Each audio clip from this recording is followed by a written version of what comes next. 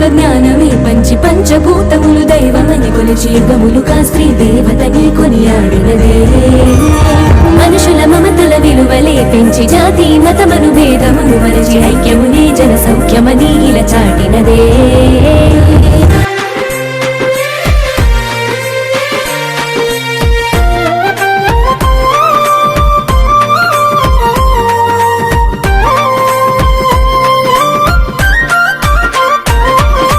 స్వర్ణ భారతి సువర్ణ చరిత అన్నపూర్ణ నా అఖండ భారతి. 100 ఏళ్ల బంధీ విముక్తి నా వింధ్య హిమాచలం.